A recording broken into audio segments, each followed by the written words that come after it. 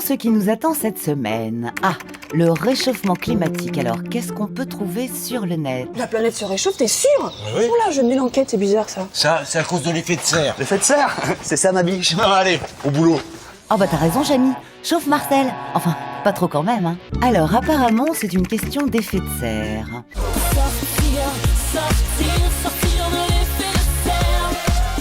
Ah bah non, rien à voir. Je sors de là, moi. Hein. Oula. Le CO2 est de loin le plus important des gaz à effet de serre d'origine anthropique. Anthropique. Qu'est-ce que c'est que cet animal? Bon, qu'est-ce qu'il en dit, Fred? Mais il n'y a rien sur Terre qui peut nous aider contre le réchauffement climatique. Qu'est-ce que vous comptez faire avec cette histoire de dérèglement climatique? Vous, les arbres. Vous allez pas rester plantés là comme ça? Bah c'est vrai ça, ils vont rester plantés là, comme ça. Comment ça se passe? Et surtout, quelles conséquences pour la planète? Ça veut dire le niveau des mers monte, la chaleur énorme, les phénomènes climatiques extrêmes, la nourriture très difficile, les mouvements migratoires, l'insécurité. Donc urgence. Bon d'accord, pas de panique, réfléchis, qu'est-ce qu'on peut y faire? Un glacier emmitouflé dans des couvertures. Les couvertures permettent de réduire la fonte de 70%.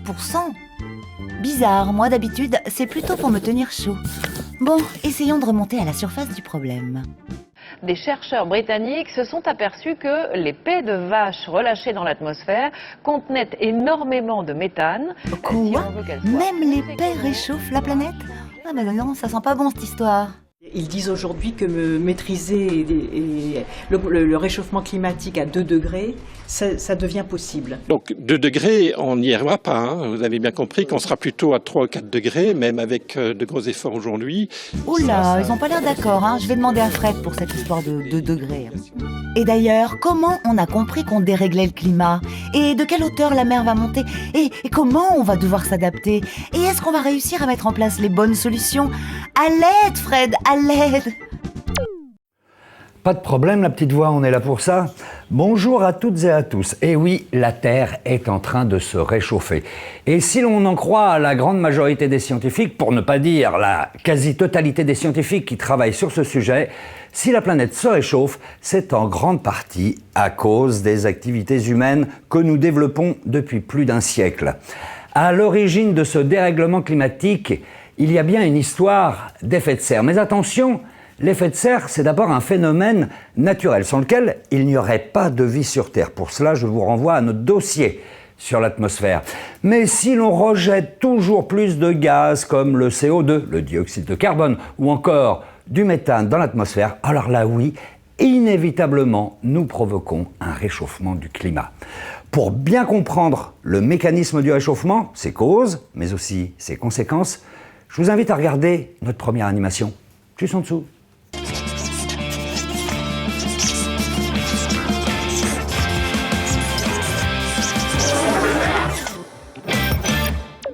L'effet de serre, ah bah ça je connais. C'est bien à cause de lui que la Terre se réchauffe, hein. Mais comment l'homme peut intervenir dessus? Je croyais que c'était un phénomène naturel. Tu as raison. L'effet de serre est un phénomène naturel grâce auquel certains gaz de l'atmosphère conservent une partie de l'énergie que la Terre reçoit du Soleil et qu'elle réémet vers l'espace. C'est grâce à ces gaz, qu'on appelle les gaz à effet de serre, que la température moyenne de la Terre atteint les 15 degrés. Seulement, depuis plus d'un siècle, les activités humaines rejettent de plus en plus de gaz à effet de serre, ce qui fait grimper le thermomètre. Et tout ça, c'est bien une histoire de dioxyde de carbone, le fameux CO2 qu'on rejette, c'est bien ça? Exact, mais pas uniquement. Nos industries, nos transports et notre agriculture rejettent d'autres gaz à effet de serre. Parmi eux, il y a le méthane, les gaz fluorés ou encore le protoxyde d'azote. Mais tu as raison, le CO2 représente à lui seul plus de la moitié de l'augmentation des gaz à effet de serre. Il est rejeté dans l'atmosphère par notre consommation d'énergie fossile comme le pétrole, le charbon et le gaz naturel, qui ont accumulé le carbone dans le sol de notre planète pendant des millions d'années. En brûlant tout ce carbone, on le rejette dans l'atmosphère. Et même si une partie est réabsorbée par les plantes et les océans, le surplus s'accumule dans l'air et augmente l'effet de serre. Ok, compris, c'est un peu à cause de ma voiture que la planète se réchauffe alors. Mais est-ce qu'elle se réchauffe vraiment beaucoup ? Pour le moment, un peu.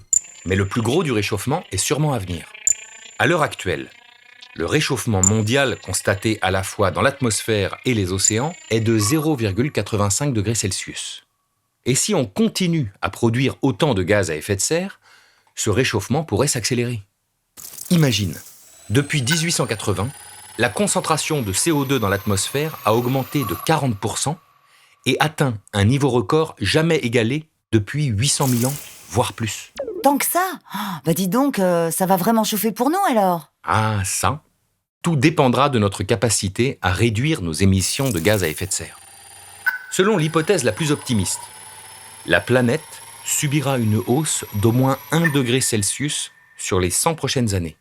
Mais sans réelle politique climatique, si rien n'est fait pour contrôler notre production de gaz à effet de serre, l'augmentation pourrait atteindre 3,7 degrés en moyenne sur toute la surface du globe d'ici 2100.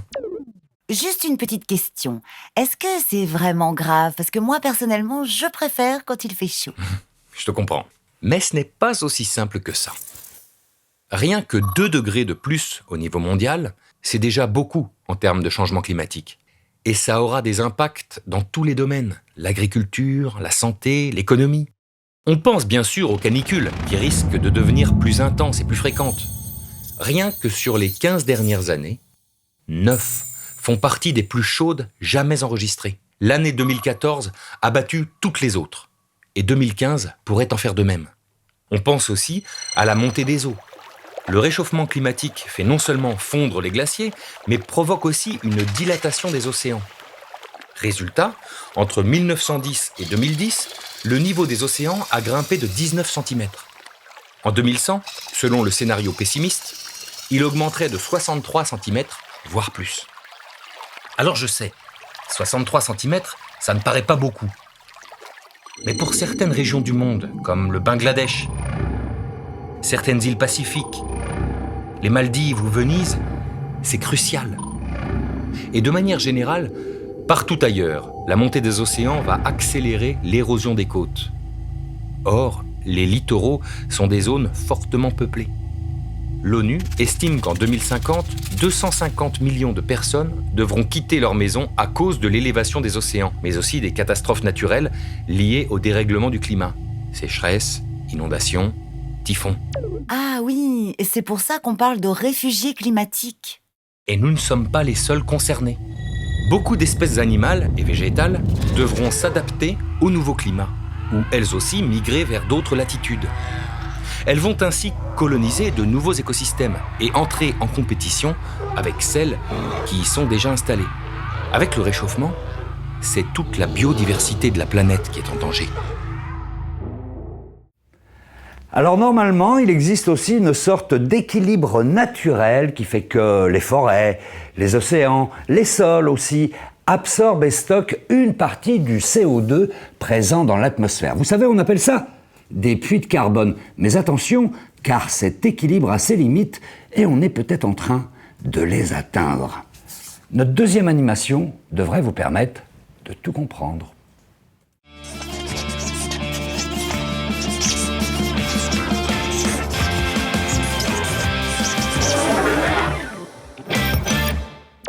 Les forêts, on dit bien que ce sont des puits de carbone, non?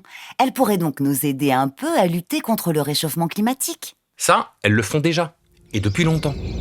Les forêts captent et stockent une partie du dioxyde de carbone que nous émettons dans l'atmosphère et contribuent ainsi à limiter les conséquences du réchauffement climatique. Tout cela est possible grâce à un processus biochimique qu'on appelle la photosynthèse.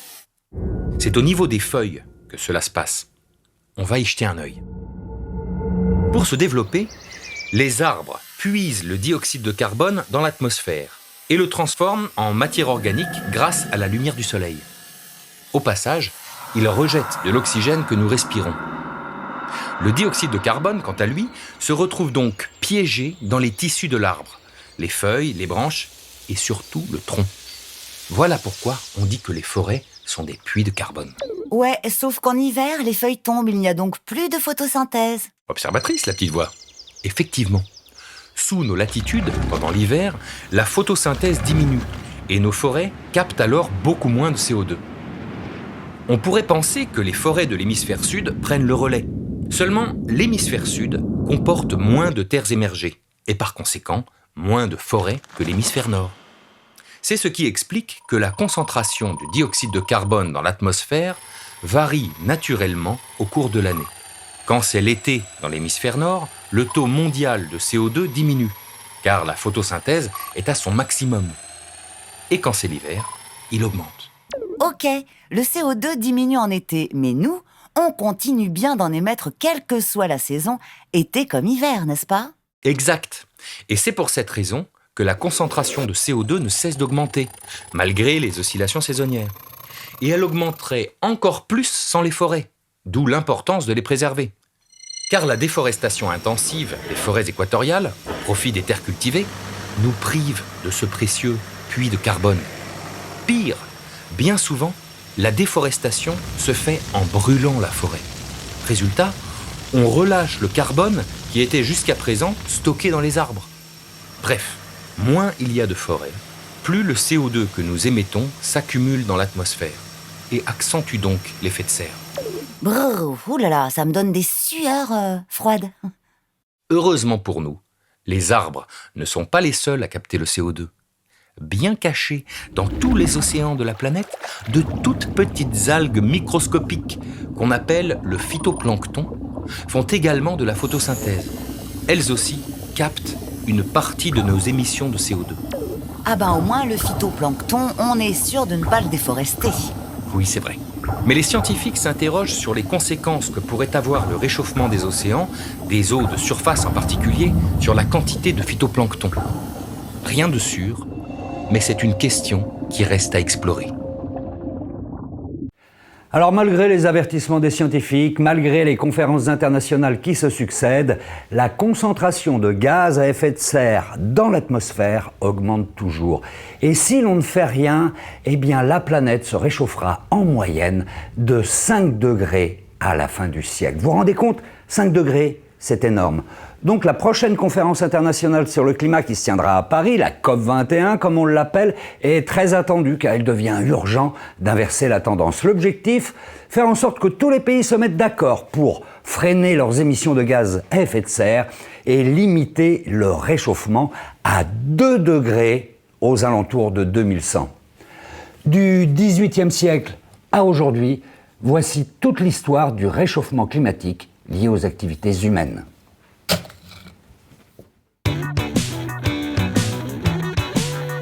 Nous sommes à la fin du XVIIIe siècle.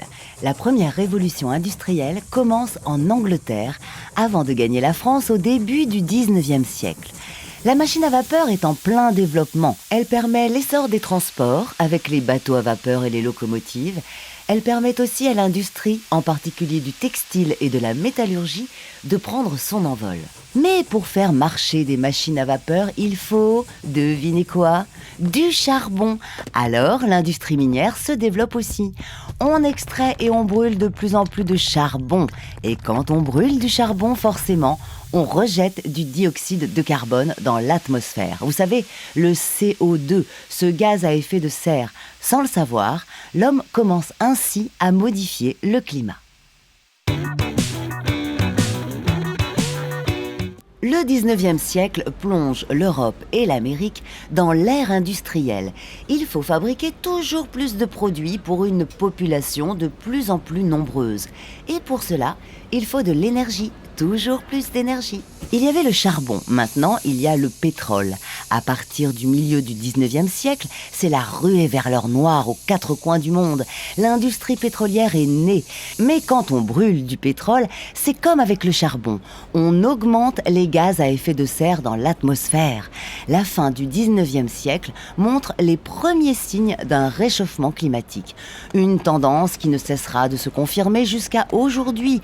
C'est pourquoi on mesure le réchauffement climatique à partir de l'année 1880. À partir des années 1950, la société de consommation s'emballe. Tout le monde ou presque veut sa voiture, sa télé, sa machine à laver, son réfrigérateur et tout. C'est la fête. Enfin, sauf pour notre atmosphère qui reçoit toujours plus de gaz à effet de serre. C'est aussi au XXe siècle que la hausse des températures commence à montrer ses effets sur le niveau des océans. Et oui, la montée des eaux s'accélère. Elle est aujourd'hui de 3 mm par an en moyenne sur toute la surface du globe. Car plus elle est chaude, plus l'eau des océans se dilate et augmente de volume. Et puis bien sûr, s'y ajoute la fonte des glaciers. C'est alors le début d'une prise de conscience et des premières conférences internationales.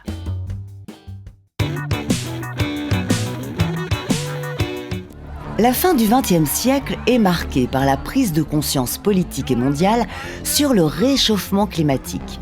Il y a d'abord le premier rapport du GIEC, le groupe d'experts intergouvernemental sur l'évolution du climat, publié en 1990. Il est suivi de 2 conférences majeures pour réunir tous les pays dans les négociations. D'abord la conférence de Rio, au Brésil en 1992, qui provoque un ralliement international autour du problème du réchauffement climatique. Puis le fameux protocole de Kyoto au Japon en 1997, pour que tous les pays s'engagent à réduire de 5% leurs émissions de gaz à effet de serre. Nous voici au XXIe siècle. Notre planète continue de se réchauffer lentement mais sûrement et les phénomènes climatiques extrêmes semblent prendre de l'ampleur. En tout cas, ils inquiètent de plus en plus. D'abord avec la canicule de 2003 qui provoque 70 000 morts en Europe, dont presque 20 000 en France.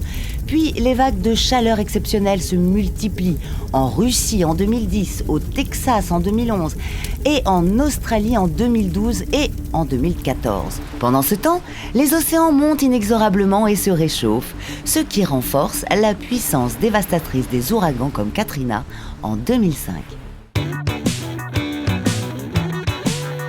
Malgré les avertissements des scientifiques et les conférences internationales qui se sont succédées, notre planète continue de subir des émissions toujours plus grandes de gaz à effet de serre. À tel point que si rien n'est fait, les experts du GIEC estiment que la hausse des températures sera de presque 5 degrés Celsius à la fin du siècle. Il est donc urgent d'agir et de demander à tous les pays de prendre des mesures. Limiter le réchauffement global à 2 degrés Celsius d'ici à 2100 par rapport à la période pré-industrielle. C'est l'objectif de la conférence internationale sur le climat, la COP21 comme on l'appelle, qui se tient à Paris en décembre 2015. La France joue donc un rôle de premier plan dans les négociations pour obtenir les engagements les plus concrets et les plus rapides possibles. Car comme le dit Ban Ki-moon, le président des Nations Unies, il n'y a pas de plan B, parce que nous n'avons pas de planète B.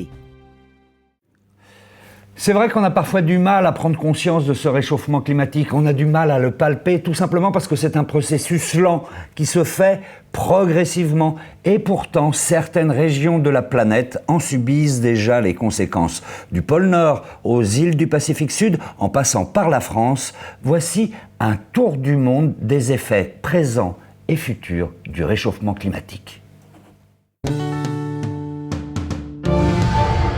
Comme leur nom l'indique, dès qu'il s'agit de la montée des eaux, les Pays-Bas sont aux premières loges, avec déjà un quart du pays sous le niveau de la mer et la moitié en zone inondable.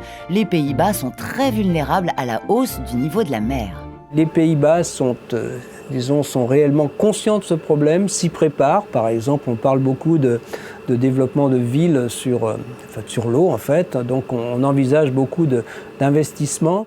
Après la tempête de 1953, au cours de laquelle la mer submerge les terres, les Pays-Bas créent le plan Delta pour renforcer les digues. En 2015, 20 milliards d'euros sont réinvestis dans ce plan dans le but de faire face à une hausse pouvant aller jusqu'à 1,30 m. Des pays comme le Pays-Bas sont très sensibles à ces élévations du niveau de la mer. Disons, ils ont quand même un intérêt par rapport à d'autres qui sont assez riches pour se protéger. Mais il y a aussi d'autres pays très très sensibles à l'élévation du niveau de la mer qui, eux, n'ont pas les moyens financiers de se protéger. Et pour défendre le territoire qu'ils ont gagné sur la mer, les Pays-Bas construisent des digues toujours plus hautes. Le problème, c'est que le niveau de la mer continue de monter et que les digues se tassent, s'affaissent. Mais alors, ils vont les élever encore longtemps, leurs digues ? Dans le dernier rapport sur le niveau de la mer, un des résultats, c'est que si on veut protéger, garder le même niveau de protection disons, d'un rivage ou du continent, eh bien, par rapport à l'élévation du niveau de la mer, il faut, si l'élévation du niveau de la mer est de 50 cm, il faut élever les digues de 3 fois plus, c'est-à-dire il faut les élever d'1,50 m pour garder le même niveau de protection. Les zones tropicales sont les principales victimes des phénomènes climatiques les plus violents de notre planète. Qu'on les appelle ouragans, cyclones ou typhons, selon l'endroit où ils surviennent, ces tempêtes géantes peuvent sillonner les océans pendant plus d'une semaine, en provoquant des vents à plus de 300 km/h. Waouh, ça décoiffe. Ces cyclones, ils arrivent, il y a les vents qui détruisent, mais il y a aussi disons une onde de tempête, enfin une onde qui fait qu'il y a des élévations du niveau de la mer, il peut y avoir vraiment ça modifie le niveau de la mer, et puis aussi il y a des précipitations très fortes. Ces structures se forment à partir d'un courant d'air chaud ascendant. Avec l'évaporation, l'air chargé d'eau monte en tourbillonnant puis se refroidit en altitude en formant un enroulement de nuages orageux. Mais les ouragans ne se forment qu'aux abords de l'équateur, car il faut que l'eau de surface atteigne 26 degrés Celsius sur au moins 50 mètres de profondeur. Mais alors, avec le réchauffement climatique, il va y avoir de plus en plus d'ouragans. Quand on regarde, disons, les projections des cyclones dans un climat plus chaud, ils ne sont pas plus nombreux. Mais par contre, ce que les modélisateurs nous disent, c'est que les cyclones les plus intenses deviendront encore plus intenses. C'est-à-dire que les vitesses maximales de vent associées à ces cyclones pourraient augmenter de 10%. Le Vanuatu est constitué de nombreuses îles qui subissent la montée des mers de plein fouet. Alors que la hausse du niveau des mers est de 3 mm par an en moyenne dans le monde, au Vanuatu, elle est de plus d'1 cm par an. C'est 4 fois plus. Il faut voir qu'il y a des régions où l'élévation du niveau de la mer est beaucoup plus rapide qu'elle ne l'est en moyenne globale. Quand on parle d'une élévation du niveau de la mer de 3 mm par an, il y a certaines régions du Pacifique, justement, où elle peut être de 10 mm par an actuellement, voire plus, un peu plus. Donc il y a des régions, il y a des variations régionales qui sont très importantes. Ensuite, il y a d'autres phénomènes, il y a des îles qui s'enfoncent, et donc ça joue aussi contre elles. C'est vrai, il y a aussi l'enfoncement des îles. En 12 ans, là où les îles Torres du Vanuatu ont été submergées par 15 cm d'eau, la dérive des continents les a fait s'enfoncer de 12 cm dans le Pacifique. Au total, 27 cm. Les Kiribati, qu'on prononce Kiribati, ce sont 33 îles et atolls qui affleurent à seulement quelques mètres au-dessus du Pacifique. Regardez comme c'est beau. Malheureusement, à l'exception de l'île Banaba qui culmine à 81 mètres, les atolls courent le risque d'être submergés par la montée des mers.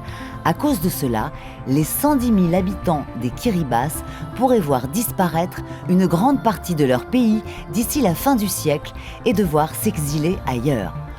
Bah dis donc, moi ça m'inquiète tout ça. Est-ce que la mer va tout engloutir ? Mais il n'y a pas que ça dont il faut tenir compte. Il faut vraiment tenir compte justement de ces vagues de tempêtes, de ces événements exceptionnels s'il y a des typhons. Il faut aussi tenir compte bien, de l'enfoncement de certaines îles et il faut aussi tenir compte des conséquences sur la salinisation des sols, sur la rentabilité agricole qui est affectée. Là où notre planète s'est réchauffée de 0,85 degrés depuis 1880, dans le même temps, l'Arctique s'est réchauffé entre 2 et 3 fois plus. Mais comment ça se fait ? Le réchauffement lié à nos gaz à effet de serre entraîne la fonte de la glace. Au cours des 50 dernières années, la superficie de la banquise est passée de 7 à seulement 4 millions de kilomètres carrés.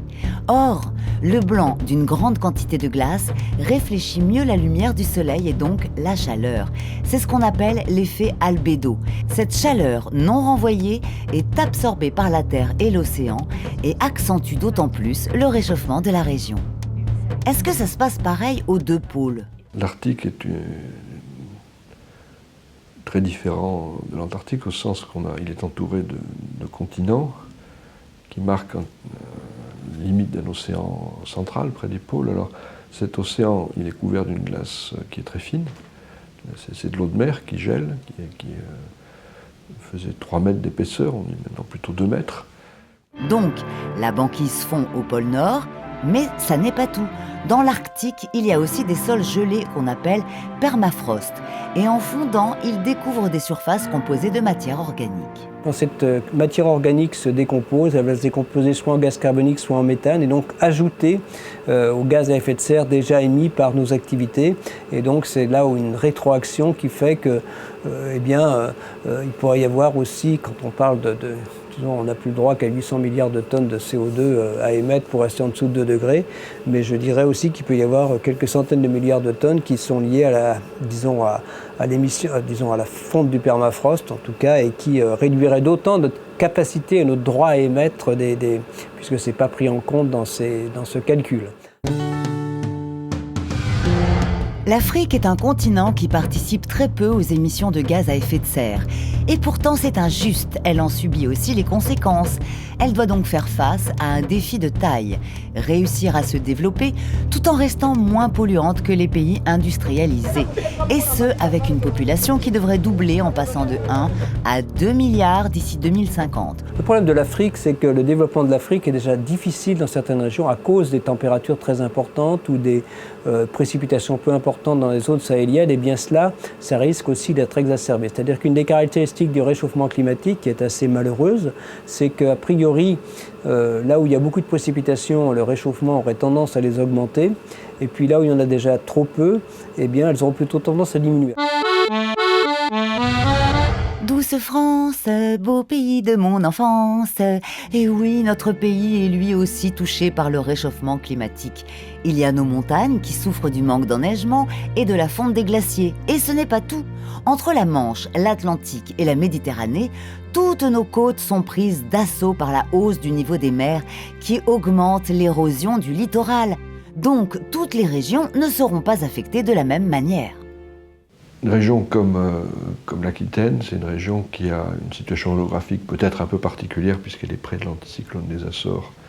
Et de ce point de vue-là, peut-être plus sujette que d'autres à des canicules fortes. C'est aussi une région qui dépend beaucoup des ressources naturelles, qu'il s'agisse du vin ou le pin, qui finalement la forêt des Landes est artificielle et exploitée, ou des cultures fruitières en Lot-et-Garonne. On a un ensemble de cultures qui sont très importantes pour la vie du territoire. On a aussi un tourisme qui est important le long de la côte, avec des implantations récentes le long de la côte, dans les montagnes, des infrastructures de ski. Donc la dépendance aux aléas naturels est extrêmement forte. Alors que peut-on attendre de la COP21 ? L'objectif de limiter à 2 degrés le réchauffement à la fin du siècle est-il réaliste ? Et si nous ne faisons rien, que se passera-t-il ? Voici quelques-unes des questions que nous avons posées à 2 grands spécialistes français du climat, Jean Jouzel et Hervé Le Treut.